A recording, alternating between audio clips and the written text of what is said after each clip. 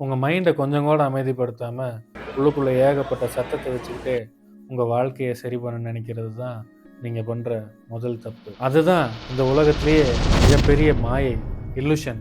இன்னும் கொஞ்சம் அதிகமாக உழைச்சா, இன்னும் கொஞ்சம் மோட்டிவேஷனோடு இருந்தால், இன்னும் பக்காவாக பிளான் பண்ணுனா, ரொம்ப ஸ்ட்ராட்டஜிக்கலாக இருந்தால், எல்லாத்தையும் நம்ம கண்ட்ரோல்லையே வச்சுருந்தா வாழ்க்கையில் ஜெயிச்சிடலாம்னு எல்லோரும் நினச்சிக்கிட்டு இருக்கிறீங்க. ஆனால் வாழ்க்கையை கொஞ்சம் ஆழமாக கவனித்து பார்த்தீங்கன்னா, உங்கள் மைண்டுக்குள்ளே எண்ணங்கள் எப்போ அதிகமாகுதோ, எப்போ குப்பைகள் அதிகமாக சேருதோ, எப்போ அது ஒரு குப்பை தொட்டி மாதிரி மாறுதோ, அப்போ உங்கள் வாழ்க்கையோட வேகம் குறைய ஆரம்பிக்கிறதும், வாழ்க்கை ஸ்தம்பிச்சு போகிறதும் உங்களுக்கு புரிய ஆரம்பிக்கும். உள்ளுக்குள்ள ஒரு கிளாரிட்டி, ஒரு தெளிவு வேணும்னு எவ்வளவுக்கு எவ்வளவு துரத்துறீங்களோ அவ்வளவுக்கு அவ்வளவு உங்களுக்குள்ள குழப்பம்தான் அதிகமாகும். சில விஷயங்கள் இப்படி தான் நடக்கணும்னு ரொம்ப பிடிவாதமாக கட்டாயப்படுத்தி இப்படி தான் நடக்கணும்னு ஒரு விஷயத்தை நடத்த பார்க்கும்போது இந்த பிரபஞ்சமே உங்களுக்கு எதிராக தான் நிற்கிற மாதிரி தோணும். அந்த உணர்வு உண்மைதான். உண்மையிலேயே உங்கள் வாழ்க்கை அந்த நேரத்தில் உங்களுக்கு எதிராக திரும்பிடும். ஏன் இப்படி நடக்குதுன்னு எப்போவாவது யோசிச்சிருக்கிறீங்களா? ஏன்னா உங்கள் மைண்ட் இப்போது உங்களுக்கு உதவி செய்கிற ஒரு டூலாக, ஒரு கருவியாக இல்லை, அது உங்களுக்குள்ள ஒரு தடையாக மாறிடுச்சு. இன்னைக்கு இருக்கிற இந்த மாடர்ன் நியூரோ சயின்ஸ், நம்ம ஊர் வேதாந்தம், தாந்திரா, அகோரா, சித்தர்களோட ஞானம், இது எல்லாமே ஒரு பயமுறுத்துகிற உண்மையை நம்மளுக்கு சொல்லுது. அது என்ன தெரியுமா? இன்னைக்கு வாழ்ந்துக்கிட்டு இருக்கிற முக்காவாசி மனிதர்கள் விழிப்புணர்வோடு வாழவே இல்லை. அவங்க எல்லாரும் அவங்களுக்குள்ள சேர்த்து வச்சிருக்கிற பழைய குப்பைகளில், அவங்களோட மனசோட இறைச்சலில் இருந்தும், பழைய பதிவுகளில் இருந்தும் மட்டும்தான் வாழ்ந்துக்கிட்டு இருக்கிறாங்கங்கிறது தான். மூளையோட கண்டிஷனிங், ஒரு பயமான பேட்டர்ன், நான் இப்படி தான் அப்படின்ற அந்த ஐடென்டிட்டி லூப், பரம்பரையாக அவங்களுக்குள்ளே கடத்தப்பட்ட அந்த எமோஷனல் மெமரி, நம்ம நரம்பு மண்டலத்தில் தேங்கி கிடக்கிற ரிலீஸ் ஆகாத டென்ஷன்.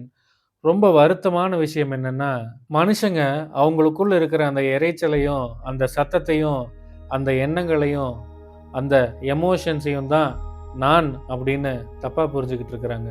உண்மையில் உங்கள் மைண்டுக்குள்ளே என்ன நடக்குது? கொஞ்ச நேரம் அப்படியே அமைதியாக இருங்க. ஜஸ்ட் ஒரு 2 நிமிஷம் பாஸ் பண்ணுங்கள். அந்த அமைதிக்கு அப்புறம் அந்த நிமிஷத்தில் உங்களுக்குள்ளே என்ன நடக்குது அப்படின்னு கவனிங்க. ஏன் இப்போ கூட உங்களுக்குள்ளே திரும்பி பாருங்கள். நான் பேசுகிற இந்த வார்த்தைகளை கேட்டுக்கிட்டு இருக்கும்போது உங்கள் மைண்டுக்குள்ளே ஏதோ ஒரு மூமெண்ட் ஓடிக்கிட்டே இருக்கிறது புரியுதா? உங்களுக்குள்ள ஒரு வாய்ஸ் நான் சொல்லிக்கிட்டு இருக்கிற விஷயங்களை அப்சர்வ் பண்ணுது, கம்பேர் பண்ணுது, அனலைஸ் பண்ணுது, ஜட்ஜ் பண்ணுது, இல்லைன்னா அந்த விஷயங்களை எதிர்க்குது, அடுத்தது என்னன்னு ப்ரொஜெக்ட் பண்ணுது. இந்த மூமெண்ட் எல்லாம் நீங்கள் வேணும்னே உருவாக்குனீங்களா? இல்லை, அது ஆட்டோமேட்டிக்காக நடந்துக்கிட்டு இருக்குது. அந்த ஆட்டோமேட்டிக் இன்டர்னல் மூமெண்ட்ஸ், அந்த இன்டர்னல் ஆக்டிவிட்டீஸ் நீங்கள் வெளியே பார்க்குற உங்கள் எக்ஸ்டர்னல் ரியாலிட்டியை, உங்கள் மெட்டீரியலிஸ்டிக் லைஃப்பை, உங்கள் வாழ்க்கையை ஒவ்வொரு நாளும் டிசைன் பண்ணிக்கிட்டு இருக்குதுன்னா நீங்கள் நம்புவீங்களா? உங்கள் ரிலேஷன்ஷிப்பில், உறவுகளில், நீங்கள் செய்கிற காரியங்களில், உங்களோட பண விஷயத்தில் நீங்கள் எடுக்கிற முடிவுகளில், ஏன் உங்கள் ஆன்மீக தேடல் கூட இதனால தான் பாதிக்கப்படுது. உங்கள் வாழ்க்கையில் இருக்கிற எல்லா விஷயங்களும் இதனால தான் அஃபெக்ட் ஆகுது. ஏதோ இந்த பிரபஞ்சம் உங்களை பழி வாங்குறதா நினைக்காதீங்க. உங்கள் நரம்பு மண்டலம் அதுக்கு பழகி போன பழைய பேட்டர்ன்ஸை திரும்ப திரும்ப ரீப்ரொடியூஸ் பண்ணிக்கிட்டு இருக்குது. அவ்வளோதான். இங்கே தான் மாடர்ன் சைக்காலஜி ரொம்ப முக்கியத்துவம் வாய்ந்ததாக மாறுது. உங்கள் மூளையோட டிசைன் என்னன்னு தெரியுமா?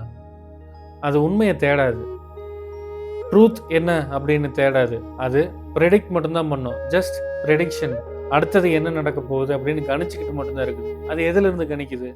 இதுக்கு முன்னாடி உங்களுக்குள்ள பதிவாயிருக்கிற அந்த பழைய பதிவுகள்லேருந்து கணிச்சிக்கிட்டு இருக்குது. உங்கள் மூளை எப்போவுமே உங்கள் கடந்த கால எமோஷன்ஸை, அனுபவங்களை, பயத்தை, உங்கள் சப்கான்ஷியஸ் கண்டிஷனிங், இது எல்லாத்தையும் ஸ்கேன் பண்ணி அடுத்தது உங்கள் லைஃப் எப்படி இருக்கணும்னு ஒரு ப்ரெடிக்ஷனை ரெடி பண்ணி தந்துக்கிட்டு இருக்குது உங்களுக்கு. இதோட அர்த்தம் என்னென்னா, முக்கால்வாசி பேர் இந்த உலகத்தை, அவங்க வாழ்க்கையை, ஏன் அவங்க வாழ்ந்துக்கிட்டு இருக்கிற அந்த நிமிஷத்தை அவங்க நேரடியாக அனுபவிக்கவே இல்லை. எல்லாருமே அவங்க கடந்த காலத்தோட ஒரு ஃபில்டர் செய்யப்பட்ட வேர்ஷனை தான் ரிப்பீட் பண்ணிகிட்டு இருக்கிறாங்க. அதனால தான் ஒருத்தருக்கு லைஃப்பில் ஜெயிக்கணும்னு ஆசை இருக்கும், ஆனால் அவளுக்கு வர்ற வாய்ப்புகளை அவரே சபாட்டேஜ் பண்ணிடுவார், அவரே கெடுத்துட்ருவார். ரொம்ப சிம்பிளாக சொல்ல போனால், தன்னோட தலையில் தானே மண்ணை வாரி போட்டுக்கிறது. அமைதியாக இருக்கணும்னு நினைப்பாங்க, ஆனால் அவங்களுக்கே தெரியாமல் தேவையில்லாத சண்டையை வம்படியா இழுப்பாங்க. ஆன்மீகத்துல வளரணும்னு நினைப்பாங்க. ஆனா திரும்ப திரும்ப பழைய எமோஷனல் சைக்கிள்ஸ்லயே மாட்டிக்குவாங்க. ஏன் இதெல்லாம் இப்படி நடக்குது அப்படின்னா, நீங்க முடிவு எடுத்து ஒவ்வொரு விஷயத்தையும் செய்ய நினைக்கும் போது இது எல்லா விஷயமும் உங்க சர்ஃபேஸ் லெவல் மைண்ட்ல இருந்து தான் ஆப்ரேட் ஆகிக்கிட்டு இருக்கும். அதையும் தாண்டி அதுக்குள்ள ஆழமா இன்னொன்னு இருக்குது. ஆட்டோமேட்டிக்கா உங்களுக்குள்ள ரன் ஆகக்கூடிய identity structures, neural pathways, loop habits, அதாவது திரும்ப திரும்ப உங்களுக்கே தெரியாம உங்களோட பழக்க வழக்கமா இருக்கிற விஷயங்களை செய்யறது, emotional associations, drama response, subconscious எதிர்ப்புகள். நீங்க எப்போ இந்த பேட்டர்ன்ஸை இன்டரப்ட் பண்ணாம அதோட போக்கிலேயே போய்கிட்டு இருக்கிறீங்களோ, உங்க வாழ்க்கையும் சரி, உங்க மனசும் சரி, அந்த பழைய பேட்டர்ன்ஸ்குள்ளேயே சிக்கிக்கிட்டு அந்த பழைய குப்பைகளையே உள்ளுக்குள்ள திரும்ப திரும்ப கிளறிட்டு வாழ்க்கையில திரும்பவும் அதே மாதிரியான பிரச்சனை, அதே மாதிரியான எமோஷனல் ஃபீலிங்ஸ், அதே மாதிரியான ஃபெயிலியர்ஸ், இதை எல்லாத்தையும் உருவாக்கிக்கிட்டு இருக்கோம். இதுல இருந்தெல்லாம் விடுபடணும் அப்படின்னா ஃபர்ஸ்ட் உள்ளுக்குள் இருக்கிற அந்த இரைச்சலை குறைச்சு ஒரு அமைதியான நிலைக்கு வரணும். அமைதியான நிலைன்னு சொன்ன உடனேயும் அது ஏதோ ஒரு பலவீனமான நிலைன்னு நினைச்சுக்க கூடாது. அது ஒரு துல்லியமான, ஒரு அக்யூரசியான நிலை. அதாவது நிறைகுடம் தழும்பாதுன்னு சொல்லுவாங்க இல்லையா, அந்த மாதிரியான நிலை தான் அது. ஒரு முக்கியமான விஷயத்தை நீங்க புரிஞ்சுக்கணும். இன்டர்னல் சைலன்ஸ் அப்படிங்கிறது சும்மா சோம்பேறித்தனமா உட்காந்துக்கிட்டு இருக்கிறது கிடையாது, ரொம்ப பேசிவா இருக்கிறது கிடையாது. அது ஒரு ப்ரெசிஷன், அசாத்தியமான துல்லியம். ஒரு சத்தமான மைண்டு எனர்ஜியை வேஸ்ட் பண்ணும், ஆனால் சைலண்டான மைண்டு எனர்ஜியை கரெக்டாக டைரக்ட் பண்ணும். உலகத்தில் இருக்கிற எலைட்டான பர்ஃபார்மர்ஸ் எல்லாம் கவனிச்சு பாருங்க. Athletes, musicians, meditators, martial artist, அவங்க எல்லாரும் அவங்களோட பீக் பர்ஃபார்மன்ஸில் இருக்கும்போது அவங்களுக்குள்ள எந்த இரைச்சலும் இருக்காது, எந்த டைவர்ஷனும் இருக்காது, எந்த சத்தமும் இருக்காது. அவங்க ஒரு ஃப்ளோ ஸ்டேட்டுக்குள்ள இருப்பாங்க. தேவையில்லாத சுய தலையீடு அவங்களுக்குள்ள இருக்காது, செல்ஃப் இன்டர்ஃபியரன்ஸ் இருக்காது. யோகா அறிவியல்ல இதுக்கு பேரு தாரணை, தியானம். அவங்கள ஃபோர்ஸ் பண்ணி இதெல்லாம் கரெக்டாக பண்ணணும்னு ரொம்ப ஃபோக்கஸ்டாக பண்ணுறாங்க, அவங்க ரொம்ப ட்ரை பண்ணி பண்ணுறாங்கன்னு நினச்சிக்க கூடாது. அவங்களுக்கு அது இயற்கையாகவே நடக்குது. அந்த நிலைக்கு நீங்கள் போகணும். அது எப்போ நடக்கும்? உங்களுக்குள்ள அந்த அமைதியான தன்மை வந்தால் தான் நடக்கும். அந்த அமைதி உங்களோட அந்த இன்டர்னல் சைலன்ஸ் வாழ்க்கையோட எக்ஸ்டர்னல் சக்ஸஸை, உங்கள் வெற்றியை ஆக்சலரேட் பண்ணும், இன்னும் வேகப்படுத்தும். ஏன்னா உங்கள் நரம்பு மண்டலம் எப்போ கோஹரண்ட்டாக மாறுதோ அப்போ ரியாலிட்டி வேற மாதிரி ரியாக்ட் பண்ணும். இந்த மாதிரி நிலையில இல்லாமல் இருக்கிறவங்களா இருந்தால் அவங்களோட வாழ்க்கை, அவங்களோட நிலை எப்படி இருக்கும்னா, அவங்களோட மைண்ட் ஒரு பக்கம் எனக்கு வளர்ச்சி வேணும்னு நினைக்கும், ஆனால் முன்னேறி போக விடாம உள்ளுக்குள்ளேருந்து ஏதோ ஒன்று இழுத்துக்கிட்டு இருக்கும், ஒரு ரெசிஸ்டன்ஸ் இருக்கும். ஒரு பகுதி எனக்கு அபண்டன்ஸ் வேணும் அப்படின்னு சொல்லும், ஆனால் இன்னொரு பகுதி நான் அதுக்கு தகுதியானவனா இருக்க மாட்டேனோ அப்படின்னு சந்தேகப்படும். ஒரு பகுதி எனக்கு ஆழமான ஆன்மீகம் வேணும்னு சொல்லும், ஆனால் இன்னொரு பகுதி அந்த இன்ஸ்டன்ட் ஸ்டிமுலேஷனுக்கு அடிமையாக இருக்கும். முக்கால்வாசி பேர் அவங்களுக்குள்ளேயே இப்படி பிரிஞ்சு இருக்கிறாங்க. இதுக்கு பேர் டிவைடட் எனர்ஜி. உங்கள் எனர்ஜி இந்த மாதிரி டிவைட் ஆகி பிரிஞ்சு இருந்துச்சுன்னா உங்கள் ரியாலிட்டியும் உங்கள் வாழ்க்கையும் ரொம்ப ஃப்ராக்மெண்டடாக சிதறி போய் தான் இருக்கும். இதையெல்லாம் இன்னும் ஈஸியாக புரிஞ்சுக்கிறதுக்கு ஒரு குட்டி கதை சொல்கிறேன். ஒரு சித்தர் இருந்தார். அவர் ரொம்ப அமைதியாக இருப்பார், யாரு கூடயும் பேச மாட்டார், ரொம்ப சைலண்ட்டாக ஒரு சுடுகாட்டில் உட்காந்துக்கிட்டு இருப்பார். ஊர் மக்களும் அவர்கிட்ட பேசுறதுக்கு பயப்படுவாங்க, அவரை பார்த்தாலே பயப்படுவாங்க. அவர்கிட்ட ஒரு நாள் ஒரு இளைஞர் போய், ஐயா நான் இன்னும் ரொம்ப பவர்ஃபுல் ஆகணும், ரொம்ப சக்ஸஸ்ஃபுல் ஆகணும், அதுக்கு ஏதாவது யுக்தி இருந்தால் சொல்லிக் கொடுங்க அப்படின்னு கேட்டான். அவர் கொஞ்ச நேரம் எதுவுமே பேசலை, அப்படியே அமைதியாயிட்டாரு. அவனை சும்மா கவனிச்சுக்கிட்டு இருந்தாரு. நேரம் ஆக ஆக அவனுக்கு ஒரு மாதிரி அன்கம்ஃபர்டபுளாக ஃபீல் பண்ண ஆரம்பித்தான். அவனோட மைண்டு ரியாக்ட் பண்ண ஆரம்பிச்சது. என்னடா இந்த கிளம்பி எதுவுமே சொல்ல மாட்டேங்கிறான், இவனுக்கு ஏதாவது தெரியுமா தெரியாதா, நம்ம கிளம்பிடலாமா? இந்த மாதிரி ஒரு விதமான பயம், ஜட்ஜ்மெண்ட், பதட்டம், பொறுமை இல்லாத தன்மை, இது எல்லாமே அவனுக்குள்ள சில நேரத்திலேயே உள்ளிருந்து அப்படியே வெளியே கொஞ்சம் கொஞ்சமாக வர ஆரம்பிச்சது. அப்போ அந்த சித்தர் அவனை பார்த்து பேசினாரு. ஏப்பா, கொஞ்ச நேரம் கூட உன்னால் அமைதியாக இருக்க முடியலையே, உனக்கு சூப்பர் நேச்சுரல் பவர் வேணுங்கிற, சித்துக்கள் வேணுங்கிற, இன்னும் நிறைய சக்தி வேணுங்கிற, வாழ்க்கையில் வெற்றி அடையணுங்கிற, எப்படிப்பா முடியும் அப்படின்னு கேட்டிருக்கிறாரு. அந்த ஒரு வார்த்தை அவனை டோட்டலாக உடைச்சிது. ஏன்னா முதல் தடவையாக அவனோட துன்பத்துக்கு காரணம் இந்த உலகம் இல்லை, அவனுக்குள்ள ஆட்டோமேட்டிக்காக ஓடிக்கிட்டு இருக்கிற இந்த இன்டர்னல் மூமெண்ட் தான் அப்படிங்கிறது அவனுக்கு கொஞ்சம் கொஞ்சமாக புரிய ஆரம்பிச்சு. அவனுக்கு மட்டும் இல்லை, இதுதான் இன்னைக்கு உங்களுக்கும் நடந்துகிட்டு இருக்கு. உங்கள் லைஃப் வெறும் எக்ஸ்டர்னல் சூழ்நிலையால் மட்டும் முடிவாகிறது இல்லை, உங்களுக்குள்ள இருக்கிற அன்கான்ஷியஸ் இன்டர்னல் மொமெண்டமாலையும் முடிவாகுது. யோக அறிவியல்ல இதை சம்ஸ்காரா அப்புறம் வாசனா அப்படின்னு சொல்லுவோம். அதாவது சைக்கலாஜிக்கல் இம்ப்ரிண்ட்ஸ், பதிவுகள். நீங்கள் திரும்ப திரும்ப அனுபவிச்சுக்கிட்டு இருக்கிற எமோஷன்ஸ் உங்கள் நியூரல் பாத்வேஸை, உங்கள் நரம்பியல் பாதைகளை இன்னும் வலுப்படுத்துது.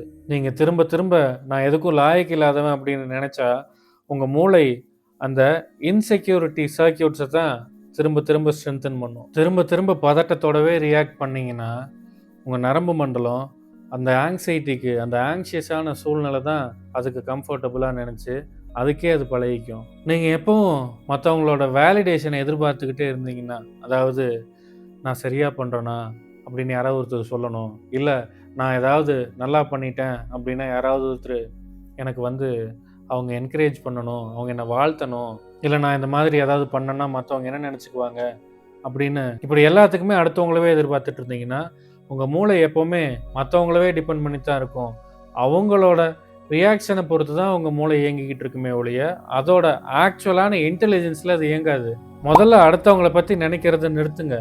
அடுத்தவங்களை பற்றி நினைக்கக்கூடாதுன்னா அடுத்தவங்களை கஷ்டப்படுத்தணும்னு நான் சொல்ல வரல, அதை புரிஞ்சுக்கணும். முதல்ல ஒரு முக்கியமான விஷயம் என்னென்னா, நிறைய வீடியோஸ் பார்க்குறீங்க, புக்ஸ் படிக்கிறீங்க, இல்லை நிறைய கிளாஸ் போகிறீங்க, என்னென்னமோ கற்றுக்குறீங்க, திரும்பவும் எதையுமே ப்ராக்டிஸ் பண்ணாமல் விட்டுறீங்க. ஒன்று நல்லா புரிஞ்சுக்குங்க, நீங்கள் 10 வருஷம் கோயிலுக்கு போகலாம், 10 வருஷமாக ஏதாவது ப்ராக்டிஸ் பண்ணுறேன்னு சொல்லி டெய்லி ஒரு 5 நிமிஷம் கண்ணை மூடி உட்காரலாம், 10 வருஷம் புது புது புக்கு படிக்கலாம், என்ன வேணாலும் நீங்கள் ரொம்ப நாட்களாக பண்ணிக்கிட்டு இருக்கலாம். ஆனால் ஒன்று, நீங்கள் உங்களுக்குள்ளே ஏற்படுத்தக்கூடிய மாற்றம் எப்போ நடக்கும் அப்படிங்கிறத புரிஞ்சுக்கணும். நாலேஜ் மட்டும் உங்களுக்கு மாற்றத்தை ஏற்படுத்தாது, அனுபவம் தான் மாற்றத்தை ஏற்படுத்தும். நீங்கள் தொடர்ந்து ஒரு விஷயத்தை ரிப்பீட்டடாக பண்ண தான் பழைய சம்ஸ்காரஸ் அழிய ஆரம்பிக்கும், பழைய விஷயங்கள் மறைஞ்சு புது விஷயம் தோன்ற ஆரம்பிக்கும். எப்போ விழிப்புணர்வோடு இருக்கிறதுக்கு கற்றுக்கிறீங்களோ, எப்போ விழிப்புணர்வாகவே நீங்கள் மாறுறீங்களோ அப்போ தான் உங்கள் வாழ்க்கையும் மாற ஆரம்பிக்கும். விழிப்புணர்வோடு இருந்து உங்களோட வாழ்க்கையை இருக்கிற மாதிரியே பார்க்க ஆரம்பிச்சிங்கன்னா தான் அனுபவமும் உங்களுக்கு சேரும். சும்மா பல விஷயத்தை தெரிஞ்சுக்கிறதுனால கண்டிப்பாக மாறாது. இப்போ இந்த நிமிஷமே ஒரு விஷயத்தை கவனிச்சு பாருங்க. உங்களுக்குள்ள ஒரு செகண்டு உங்கள் மைண்டு எந்த அளவுக்கு ஒரு டிஸ்கம்ஃபர்டபுளான சூழ்நிலையிலேருந்து வெளியே தப்பிச்சு போகணும்னு நினைக்குதுன்னு கவனிச்சு பாருங்க. உள்ளுக்குள்ளே திரும்பி அமைதியாக கவனிச்சுக்கிட்டு இருக்கிறத அவ்வளோ ஈஸின்னு நினைக்கிறீங்களா? உள்ளே நீங்கள் அமைதியாக திரும்பி ஒரு சைலன்ஸுக்கு போக ஆரம்பித்த உடனே உங்கள் மூளை ரியாக்ட் பண்ண ஆரம்பிச்சிடும். உடனே ஏதாவது ஒரு ஸ்டிமுலேஷனை தேடி போய்கிட்டு இருக்கும். ஃபோனு, மியூசிக், சேட்டிங், ஏதாவது கற்பனை பண்ணிக்கிட்டு இருக்கிறது, இல்லை அதை சாப்பிட்லாம், இதை சாப்பிட்லாம், அங்கே போகலாம், இங்கே போகலாம், எதையாவது ஒன்று பண்ணும், ஒரு இடத்துல உட்காரக்கு விடாது. அதுக்கு காரணம் என்னென்னா, உங்கள் மூளைக்கு அந்த அமைதியான சூழ்நிலையை பார்த்தா பயம், அமைதியை பார்த்தா பயம் கிடையாது. இன்னும் ஆழமாக போய் பார்த்தீங்கன்னா இன்னொரு காரணமும் இருக்குது. அமைதியான சூழலில் உங்களுக்குள்ளே இருக்கிற விஷயம் எல்லாமே வெளியே வர ஆரம்பிக்கும். அமைதியாக உட்காந்தா தான் இதெல்லாம் வர ஆரம்பிக்கும். ஸோ உள்ளே ஒரு டிஸ்கம்ஃபர்டபுளான சிச்சுவேஷன் வரும்போது அதுலேருந்து எஸ்கேப் ஆகி திருப்பி அடுத்த இடத்துக்கு ஓடுறது, அங்கே ஓடி திருப்பியும் புதுசாக அங்கே ஏதாவது ஒரு டிஸ்கம்ஃபர்ட் வரும், திருப்பி ஓடுறது. எவ்வளோ நாள் ஓடிக்கிட்டே இருப்பீங்க? நிறைய பேர் சொல்லி பார்த்துருக்குறேன். மனசு கஷ்டமாக இருக்குதா, இல்லை ஏதாவது ஒரு மாதிரி இருக்குதா, டிஸ்ட்ராக்ட் பண்ணி அடுத்ததுக்கு போமா. டிஸ்ட்ராக்ட் பண்ணி எத்தனை நாளைக்கு ஓடுவேன், எத்தனை நாளைக்கு பயந்து ஓடிக்கிட்டே இருப்பீங்க? அமைதியாக இருக்கும்போது பழைய பதிவுகள் வெளியே வர ஆரம்பிக்குதா, பழைய பயம் வெளியே வர ஆரம்பிக்குதா, ஓடி போகாதீங்க. அதை பார்த்து பயந்து ஓடி போகாதீங்க. அது கூடவே அப்படியே உட்காருங்க, அதை பார்த்து பழகுங்க, அது கூட இருந்து பழகுங்க, ஒரு அவேர்னஸோடு இருங்க. அந்த பயம் இருக்குதா, இல்லை ஒரு மாதிரி கஷ்டமாக இருக்கா, அந்த கஷ்டத்து மேலே உங்களோட அவேர்னஸை வைங்க, அதை கவனிங்க. அந்த விழிப்புணர்வு தான் இந்த எல்லா விஷயத்துல இருந்தும் உங்களை வெளியே கொண்டு வர்றதுக்கான ஒரு சாவி, உங்களை இந்த ஜெயிலிருந்து வெளியே கொண்டு வர்றதுக்கான சாவி. திரும்பவும் சொல்கிறேன், எந்த ஒரு பயத்தை பார்த்தும் ஓடாதீங்க, ஃபேஸ் பண்ணுங்க, வாழ்க்கையிலையும் சரி உள்ளுக்குள்ளேயும் சரி. சித்தர் மரபில் இன்டர்னல் ஆல்கமி அப்படின்னு சொல்லக்கூடிய உள்முக ரசவாதத்துக்கு ரொம்ப முக்கியத்துவம் கொடுப்பாங்க. வெறும் எண்ணங்களை மட்டும் மாற்றுறது கிடையாது, உங்கள் கான்சியஸ்னஸோட குவாலிட்டியை மாற்றுறது. ஏன்னா நீங்கள் நினைக்கிற ஒவ்வொரு எண்ணங்களும் உங்கள் ஃபிசியாலஜியவே மாற்றுது. ஃபிசியாலஜியை மட்டும் கிடையாது, சைக்காலஜியும் சேர்ந்து மாற்றுது. ஒவ்வொரு எமோஷனும் உங்கள் ப்ரீத்திங் பேட்டர்னை, அதாவது மூச்சையும் சேர்த்து மாற்றுது. ப்ரீத்திங் பேட்டர்ன் உங்கள் நரம்பு மண்டலத்தை மாற்றுது. உங்கள் நரம்பு மண்டலம் நீங்கள் உலகத்தை பார்க்குற விதத்தை மாற்றுது, உங்கள் பர்செப்ஷனை மாற்றுது. அதனால தான் யோக அறிவியலில் மூச்சு பயிற்சிக்கு அவ்வளோ முக்கியத்துவம் கொடுத்தாங்க.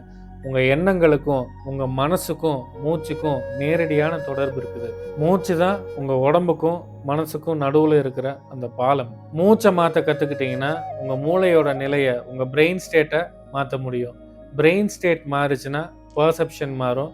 பெர்செப்ஷன் மாறுனா உங்கள் பிஹேவியர் மாறும். உங்கள் பிஹேவியர் மாறுனா உங்களை சுற்றி இருக்கிற எல்லா விஷயத்தையும் மாற்றுவீங்க. உங்கள் ரியாலிட்டியை உங்களாலேயே மாற்றிக்க முடியும். நிறைய பேர் சொல்லி பார்த்துருக்குறேன், மோட்டிவேஷனோடு இருக்கணும், நிறைய மோட்டிவேஷனான விஷயங்களை பார்க்கணும் அப்படின்னு. தற்காலிகமாக வர்ற மோட்டிவேஷன் என்றைக்கும் உங்களுக்குள்ள நிரந்தரமான மாற்றத்தை கொண்டு வராது. ஏன்னா மோட்டிவேஷனுங்கிறது சில நாள் அதிகமாகும், சில நாள் இறங்கும், ஏறும் இறங்கும். ஆனால் உங்களோட ஆக்சுவல் ஐடென்டிட்டி என்னவோ அதுதான் உங்கள் பிஹேவியரையும் உங்களோட மைண்டையும் மேனேஜ் பண்ணும். அதனால தான் நிறைய பேர் அவங்களோட லைஃப்பை திரும்ப திரும்ப ரீஸ்டார்ட் பண்ணிக்கிட்டே இருப்பாங்க. தற்காலிகமாக வர்ற மோட்டிவேஷனை வச்சு ட்ராவல் பண்ணிங்கன்னா நீண்ட காலம் உங்களால் ஒரு விஷயத்தில் ட்ராவல் பண்ண முடியாது. கொஞ்ச நாள் தான் அதில் இருப்பீங்க, திருப்பி அடுத்ததை தேடி ஓட வேண்டிய சூழ்நிலை வந்துடும். திடீர்னு ஏதாவது மோட்டிவேஷன் வீடியோவை பார்த்துட்டு, இல்லை திடீர்னு ஏதாவது ஒரு சூப்பரான படத்தை பார்த்துட்டு மோட்டிவேஷனோட நாளையிலேருந்து நான் ஜிம்முக்கு போகிறேன்னு சொல்லி எத்தனை பேர் போகிறத பார்த்துருப்பீங்க. எவ்வளோ நாள் போவாங்க? ஒரு வாரம் போவாங்க, 10 நாள் போவாங்க, அப்புறம் திருப்பியும் 10 மணி வரைக்கும் தூங்க வேண்டியது தான். இங்கே தான் உங்களை ஆழமாக மாற்றக்கூடிய ஒரு சிஸ்டம் வேணும். சிஸ்டம் வேணும்னா அது ப்ராப்பரான சிஸ்டமாக இருக்கணும், உங்களை மாற்றக்கூடிய சிஸ்டமாக இருக்கணும். சும்மா செல்ஃப் ஹெல்ப், ஏதாவது சுய முன்னேற்றத்துக்கான சொற்பொழிவு, மோட்டிவேஷனான சொற்பொழிவு, இந்த மாதிரி ஏதாவது ஒரு என்டர்டெயின்மெண்ட்டாக இருக்கக்கூடாது. பொழுதன்னைக்கு உட்காந்து பேசிக்கிட்டுலாம் இருக்கக்கூடாது. உங்களை மாற்றுறதுக்கு உண்டான சிஸ்டமாக இருக்கணும். உண்மையான ரீவயரிங் நடக்கணும். அதுக்காக உருவாக்கப்பட்டது தான் நம்ம ரீவயரிங் த பீயிங். இது ஏதோ ஒரு சாதாரணமான மோட்டிவேஷனல் ப்ரோக்ராமோ இல்லை ஒரு பிளைண்டான ஸ்பிரிச்சுவாலிட்டியோ கிடையாது. இது உங்கள் consciousness, neural conditioning, emotional patterns, அப்புறம் உங்கள் எக்ஸ்டர்னல் ரியாலிட்டி, இது எல்லாத்தையுமே ஒரு கோஹரன்ஸுக்கு கொண்டு வர்ற ஒரு ஸ்ட்ரக்சர்டான இன்னர் சிஸ்டம். உங்கள் சப்கான்ஷியஸ் பேட்டர்ன்ஸை மாற்றாத வரைக்கும் உங்களுக்கு என்னதான் வெளியே சக்ஸஸ் கிடைச்சாலும் அந்த சக்ஸஸ் நிரந்தரமாக இருக்காது, அது நிலையான சக்ஸஸாக இருக்காது. ஒரு பகுதி முன்னாடி ஓடிக்கிட்டு இருக்கும், இன்னொரு பகுதி உங்களை பின்னாடி பிடிச்சி இழுத்துக்கிட்டு இருக்கும். இந்த மாதிரியான பிரச்சனைகள்லேருந்து உங்களை வெளியே கொண்டு வர்றதுக்கு தான் நம்ம ரீவயரிங் த பீயிங் வகுப்புகள் உதவும். நம்ம ரீவயரிங் த பீயிங் வேதாந்தம், சைவ சித்தாந்தம், தாந்த்ரா, அகோரா, இது மாதிரியான தத்துவங்களோட ஒரு தொகுப்பு. ரீவயரிங் த பீயிங் உங்களை எக்ஸ்பீரியன்ஷியல் ப்ராக்டிஸ் மூலமாக உங்களுக்குள்ள இருக்கிற அந்த ஃப்ராக்மெண்டேஷனை உடைக்கிறதுக்கு உதவும். உங்களை புதுசாக சாதிக்க வைக்கிறது நம்ம ப்ரோக்ராமோட கோல் கிடையாது. ஒரு அலைன்மெண்ட்டுக்கு கொண்டு வர்றது தான் கோல். அலைன்மெண்ட் வந்துருச்சுனாலே சக்ஸஸ் தானாக வந்துட போகுது. எப்போ உங்கள் எண்ணங்கள், எமோஷன்ஸ், ஆக்ஷன்ஸ், அவேர்னஸ் இதெல்லாம் ஒன்னோட ஒன்று சண்டை போடுறத நிறுத்துதோ அப்போது உங்கள் லைஃப் ஒரு ஃப்ளோ ஸ்டேட்டுக்கு வந்துடும். நீங்கள் அந்த ஃப்ளோ ஸ்டேட்டுக்கு ஒரு ஃப்ளூயிடிக்கான நிலைக்கு வரும்போது உங்களோட முடிவுகள் தெளிவாக இருக்கும், டிசிப்ளின் இயல்பாக வந்துடும். அந்த நிலையில் ஆன்மீகம் அப்படிங்கிறது ஏதோ பிரச்சனைகளை பார்த்து பயந்து ஓடி போகிற நிலையாக இருக்காது. மெட்டீரியல் லைஃப்பில் ரெசிஸ்டன்ஸும் இருக்காது. உண்மையான ஆன்மீகம்ங்கிறது வாழ்க்கையை விட்டு ஓடுறது கிடையாது, வாழ்க்கையில் இருந்துக்கிட்டே ஒரு அசாத்தியமான தெளிவோடு இருக்கிறது தான். உங்களோட தெளிவை வளர்த்துக்குங்க, விழிப்புணர்வை வளர்த்துக்குங்க. வாழ்க்கையை அடுத்த கட்டத்துக்கு கொண்டு போகிறதுக்கு அதுதான் உதவும். உங்கள் உள்ளங்களில் அமைதியும் சுற்றங்களில் நல்லிணக்கமும் உண்டாகட்டும். ஓம் நம சிவாய. Thanks for watching. Like, share and subscribe for more insights.